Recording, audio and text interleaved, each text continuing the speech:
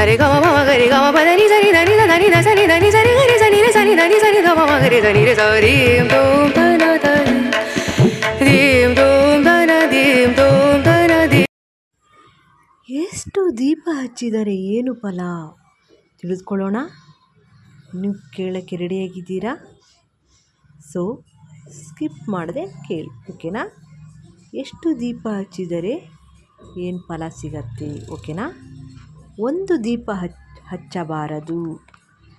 2 ದೀಪ ಹಚ್ಚಿದರೆ ತಂದೆಗೆ ಆಯಸ್ಸು ಜಾಸ್ತಿ ಆಗುತ್ತದೆ, ಓಕೆ? 3ನೇ ದೀಪ ಹಚ್ಚಬಾರದು. 3 ದೀಪ ಹಚ್ಚಬಾರದು, ಓಕೆನಾ? ದೀಪ ಹಚ್ಚಿದರೆ 4 ದೀಪ ಹಚ್ಚಿದರೆ ತಾಯಿಗೆ ಒಳ್ಳೆಯದು. 5 ದೀಪ ಹಚ್ಚಿದರೆ ಮಕ್ಕಳಿಗೆ ಶ್ರೇಯಸ್ಸು. 6 ದೀಪ ಹಚ್ಚಿದರೆ ಶತ್ರುಗಳ ಕಾಟದಿಂದ ಮುಕ್ತಿ ಸಿಗುವುದು, ಓಕೆ? 7 ದೀಪ ಹಚ್ಚಿದರೆ ಸಂಸಾರ ಚೆನ್ನಾಗಿರುತ್ತದೆ. 8 ದೀಪ ಹಚ್ಚಿದರೆ ಆಯಸ್ಸು ಹೆಚ್ಚಾಗುತ್ತದೆ. 9ನೇ ದೀಪ ಹಚ್ಚಿದರೆ ಭಾಗ್ಯ ಹೆಚ್ಚುತ್ತದೆ. 10 ದೀಪ ಹಚ್ಚಿದರೆ ಕೆಲಸದಲ್ಲಿದ್ದ ತೊಂದರೆ ನಿವಾರಣೆಯಾಗುತ್ತದೆ. 11ನೇ ದೀಪ ಹಚ್ಚಬಾರದು.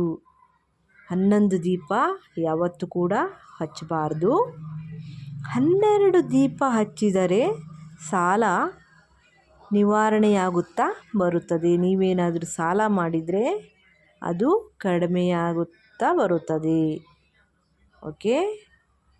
ಇದು ದೀಪದಲ್ಲಿ ಏನಪ್ಪ ಹೇಳೋದಂದರೆ, ನೀವು ದೀಪ ಹಚ್ಚುವಾಗ ದೇವರದು ಇದು ಎಳ್ಳೆಣ್ಣೆ ದೀಪ ಅಂತ ಅದು ಹಚ್ಚಿ ತುಂಬಾ ಶ್ರೇಷ್ಠವಾಗಿರುತ್ತೆ. ಕೊಬ್ಬರಿ ಎಣ್ಣೆ ದೀಪ ಹಚ್ಚಿದರೆ ನಿಮ್ಮ ಮನೆ ಶಾಂತವಾಗಿರುತ್ತೆ, ಓಕೆ? ಕೊಬ್ಬರಿ ಎಣ್ಣೆ ಶಾಂತ ಪ್ರಭಾವ ಬೀರುತ್ತೆ. ಮತ್ತು ಹರಳೆಣ್ಣೆ ಹಚ್ಚಿದರೆ ದೇವರಿಗೆ ಮತ್ತು ನಿಮಗೂ ಶ್ರೇಯಸ್ಸು, ದೇವರಿಗೂ ಒಳ್ಳೆಯದು, ಶ್ರೇಷ್ಠವಾದಂಥ ಎಣ್ಣೆ ಅದು. ಆಮೇಲೆ ತುಪ್ಪದ ದೀಪ ಹಚ್ಚಿದರೆ ಎಮ್ಮೆ ತುಪ್ಪದಿಂದ ದೀಪ ಹಚ್ಚಬಾರ್ದು. ನೀವು ದೀಪವನ್ನು ತುಪ್ಪದಲ್ಲಿ ಬೆಳೆಸಬೇಕಂದ್ರೆ ಇದು ಹಸುವಿನ ತುಪ್ಪ ತುಂಬ ಶ್ರೇಷ್ಠ. ನಿಮ್ಮ ಮನಸ್ಸಿಗೆ ನೆಮ್ಮದಿ, ಶಾಂತಿ ಎಲ್ಲವನ್ನ ಸಿಗುತ್ತದೆ, ಓಕೆನಾ? ದೀಪದಲ್ಲಿ ತುಂಬ ವಿಧವಿದೆ.